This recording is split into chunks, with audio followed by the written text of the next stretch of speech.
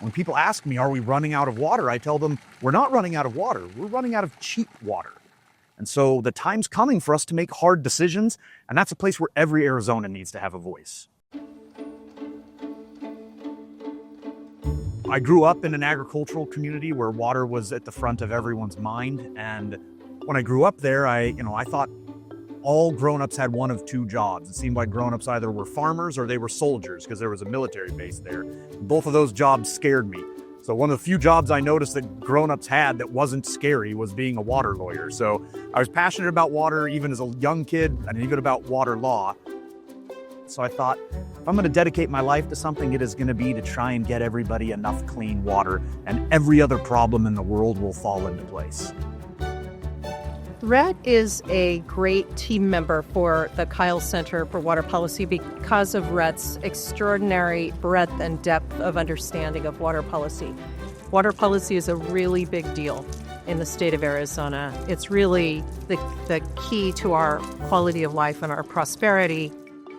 So the Kyl Center is a really exciting center at ASU that I think has been one of the leaders in helping to develop and to guide and to inform Arizona water policy. So a lot of my work involves improving the way that we adjudicate water rights. I'm a very proud member of the water expert community in Arizona. You couldn't ask for a nicer group of people. He is just the person for whom this award was designed to honor in his commitment to Arizona. And then in the way that he understands that the issues facing Arizona actually relate to the issues facing not only the United States, but the world. And I think what is amazing about Rhett is he's publishing books, he's publishing articles in top legal journals all the time, and yet he is also serving on commissions in the state of Arizona.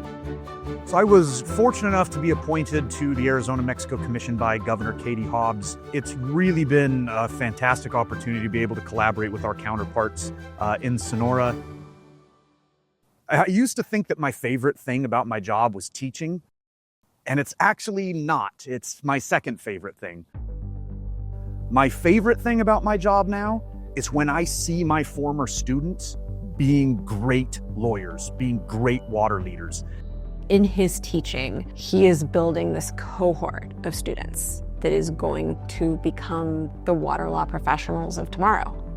I met Professor Larson when I started his water law class the first semester of my 2L year.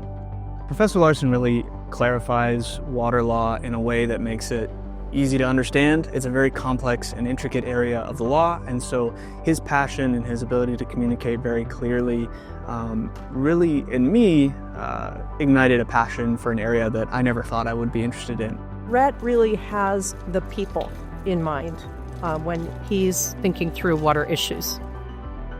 A river isn't a line that divides us, it's a circle that unites us and surrounds us. And so the better way to conceive of water policy is to not think of ourselves as competitors, but to think of ourselves as one thing, one united people inside of the river basin. I think that's the direction water law needs to go, is to be more a source of unity.